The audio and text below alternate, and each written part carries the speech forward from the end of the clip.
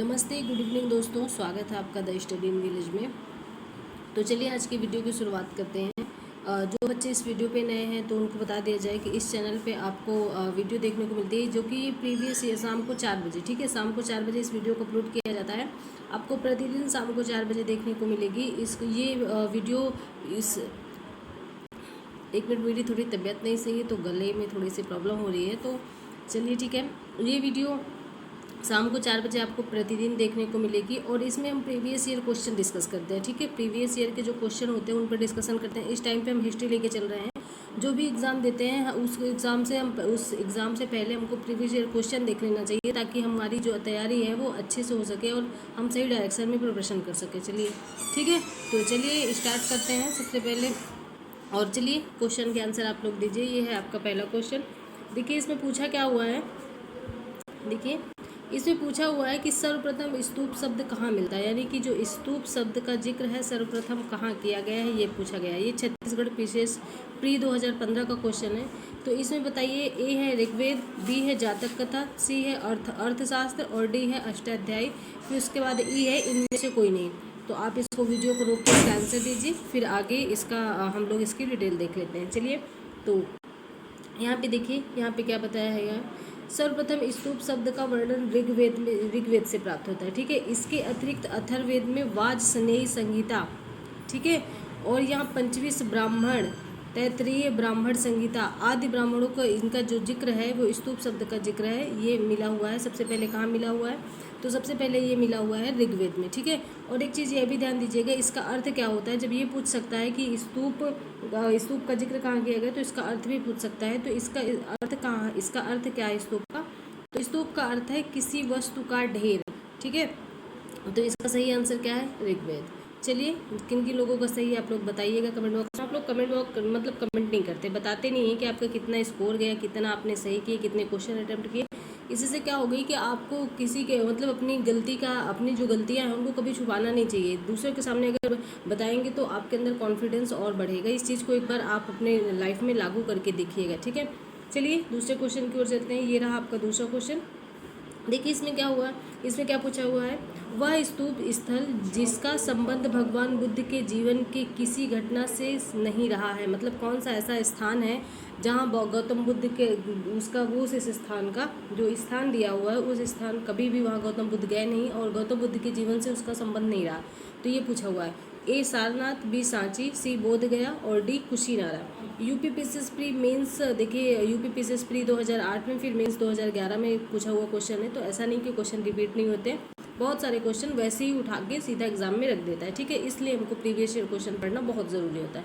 तो इसका आंसर आप दीजिएगा वीडियो को रोक के, बाकी इसका डिटेल देख लेते हैं। देखिए यहाँ पे क्या बताया गया कि बोध गया स्तूप स्थल बुद्ध की ज्ञान की प्राप्ति से संबंधित है, ठीक है।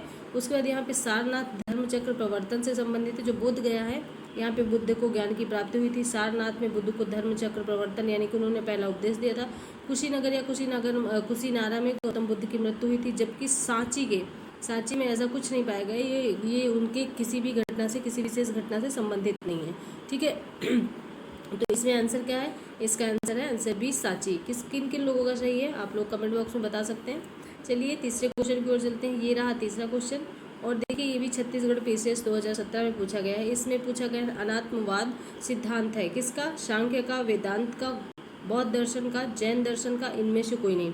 छत्तीसगढ़ पीसीएस 2017 का क्वेश्चन है, बताइएगा आप लोग कौन सा सही है।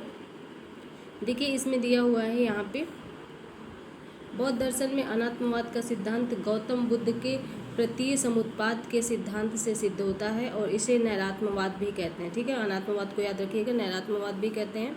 और कुछ विचारकों के मतानुसार अनात्मवाद के सिद्धांत केवल आत्मा पर ही लागू होता है। वस्तुतः इससे आत्मा और भौतिक जगत दोनों की व्याख्या की मतलब व्याख्या होती है। भौतिक जगत और जो आत्मा है दोनों की व्याख्या होती है, ठीक है।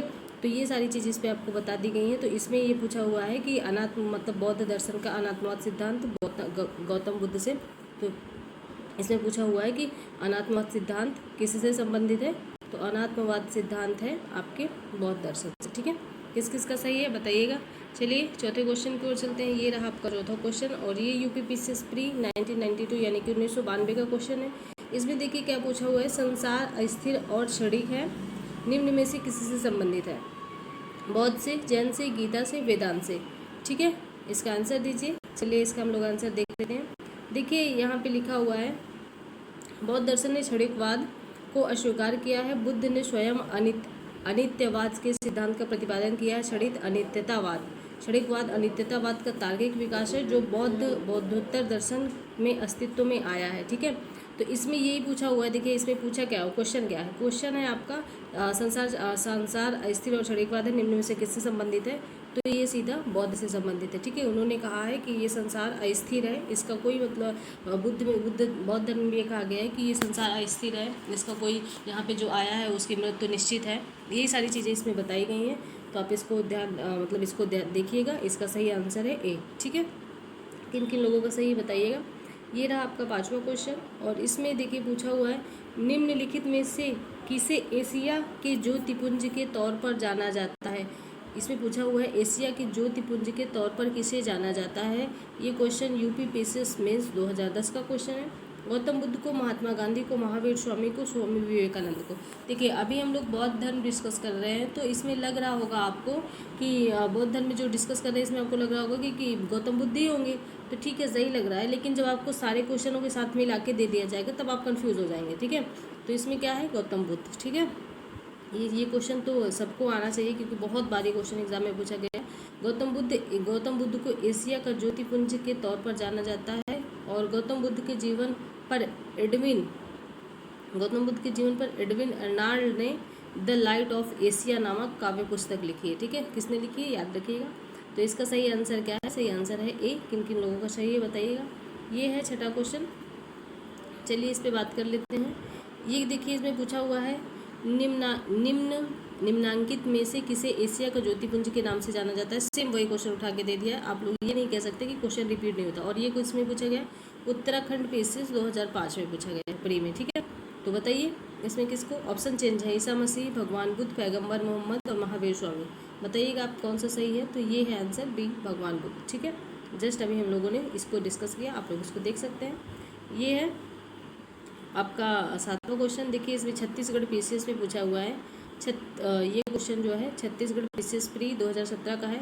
क्षणिकवाद का प्रतिपादन किसने किया? बुद्ध ने, जैन ने, चरवाक ने और फिर न्याय ने। इनमें से कोई नहीं, मतलब 5वां ऑप्शन उसमें होता है इनमें से कोई नहीं। जो छत्तीसगढ़ का होता है उसमें 5 ऑप्शन कंपलसरी रहते हैं, जैसे कि बीपीएससी में 5 ऑप्शन होते हैं। ठीक है, तो ये किसका है? अभी हम लोगों ने जस्ट डिस्कस किया, बुद्ध का। ठीक है, किन किन लोगों का सही बताइएगा। ये हम अभी हम लोगों ने इसको ऊपर ही डिस्कस किया, तो आप इसको अच्छे से देख सकते हैं, वीडियो को रोक के इसको पढ़ सकते हैं और देख सकते हैं, क्योंकि मैंने इसको एक बार ऊपर दिखा दिया, आपको पढ़ दिया है। ठीक है, ये रहा आपका 8वां क्वेश्चन। इसमें देखिए क्या पूछा हुआ है।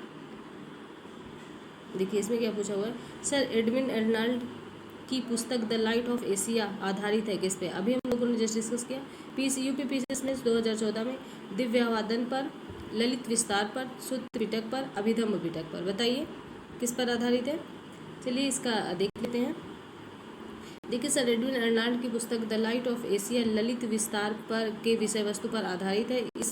इस पुस्तक का प्रकाशन 1879 में लंदन में किया गया था। ठीक है, 1879 में लंदन में किया गया था। तो याद रखिएगा, क्योंकि क्वेश्चन ये पूछा गया कि मतलब अभी पूछा गया था कि ज्योतिपुंज किसे कहते हैं, फिर लाइट ऑफ एशिया के मतलब इनको ये किस पर आधारित है, तो ललित विस्तार पर। अब ये पूछा जा सकता है कि इसका प्रकाशन कब और कहाँ हुआ, तो ध्यान दीजिएगा, इसका प्रकाशन 1879 में लंदन में हुआ। ठीक है, तो चलिए इसका सही आंसर बताइए आप लोग। इसका है सही आंसर बी। ठीक है, ललित विस्तार। आगे बढ़ते हैं। ये रहा आपका 9वां क्वेश्चन, और इसमें देखिए पूछा हुआ है, बौद्ध धर्म के महायान और हीनयान संप्रदायों में सर्वाधिक मौलिक अंतर निम्नलिखित में से कौन सा है? यानी कि जो हम लोगों ने पढ़ा है कि महायान और हीनयान, ये बौद्ध धर्म 2 भागों में बट गया था। चतुर्थ बौद्ध संगीत जब कश्मीर में हुई थी, उसके शासनकाल में, कनिष्क के शासनकाल में, कुंडलवन में कश्मीर में हुई थी, तब 2 भागों में विभाजित हो गया था। तो इसमें पूछा हुआ है कि इसमें कौन सा एक सर्वाधिक मौलिक अंतर है, इसको पूछा हुआ है। अहिंसा प्रबल, जाति रहित समाज, देवी देवताओं की पूजा और स्तूप पूजा। ये यूपीपीएससी प्री 1996 का क्वेश्चन है, 1996 का। तो इसमें देखिए बौद्ध धर्म के हीनयान महायान संप्रदायों में सर्वाधिक मौलिक अंतर देवी देवताओं की पूजा था। ठीक है, देवी देवताओं की पूजा था। हीनयान में बुद्ध को एक महापुरुष माना जाता था, और यहाँ पे जबकि महायान में उन्हें एक देवता माना जाता था, ठीक है, उनकी पूजा की जाने लगी। इसी के साथ अनेक बोधिसत्वों की भी पूजा की जाने लगी। यानी कि इसमें ये कहा गया है कि जो हीनयान था, ठीक है, जो हीनयान था वो एक महापुरुष मानता था, बुद्ध को एक महापुरुष मानता था, अर्थात उसकी पूजा नहीं करता था। लेकिन जो महायान था उसको देवता मानते थे, बुद्ध को देवता मानते थे और उनकी पूजा करने लगे। तो ठीक है, देवी देवताओं की पूजा, ये एक अंतर था। तो इसमें आप बताइए इस कौन सा सही है। इसमें आंसर है सी, ठीक है। चलिए लास्ट क्वेश्चन की ओर चलते हैं। आज का लास्ट क्वेश्चन है और ये देखिए इसमें क्या पूछा हुआ है। देखिए इसमें पूछा हुआ है गौतम बुद्ध को एक देवता का स्थान किस राजा के युग में प्राप्त हुआ। यानी कि कौन से राजा थे जिनके शासनकाल में उनको एक देवता का स्थान मिला। आप ये याद रखिएगा कि हीनयान में उनको देवता कहा गया, ठीक है, और महायान में उनको महापुरुष कहा गया। नहीं सॉरी, हीनयान में उनको महापुरुष कहा गया और महायान में उनको देवता कहा गया। तो ध्यान दीजिएगा, ठीक है, किसके शासनकाल में। तो अशोक, कनिष्क, चंद्रगुप्त, विक्रमादित्य, हर्ष और डी नंबर है हर्ष। ये फिर 45 बीपीएससी 2001 में प्री का क्वेश्चन है।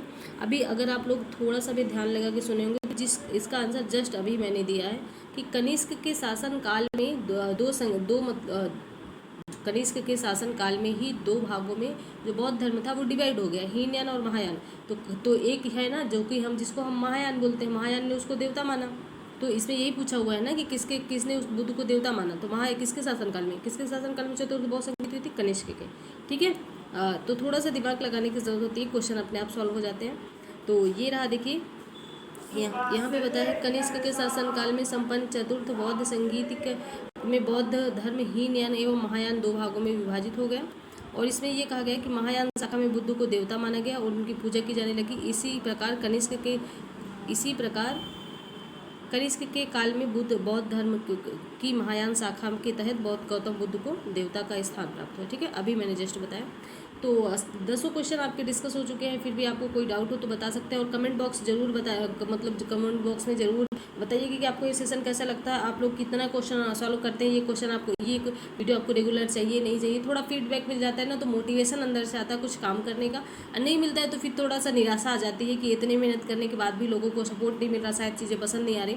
तो अगर आप अपना सजेशन लिख सकते हैं, आपको क्या चीज़ें पसंद आ रही हैं, क्या नहीं पसंद आ रही हैं, फीडबैक दे सकते हैं, क्या और चीज़ें चाहिए आप कमेंट बॉक्स में बता सकते हैं। अगर सजेशन आपको पसंद आया हो तो अपने फ्रेंड लोगों को भी इसको शेयर करिए ज़्यादा से ज़्यादा और सपोर्ट अपना बनाए रखिए। आपकी सपोर्ट की बहुत ज़्यादा ज़रूरत है। तो चलिए ठीक है, मिलते हैं नेक्स्ट वीडियो में। धन्यवाद।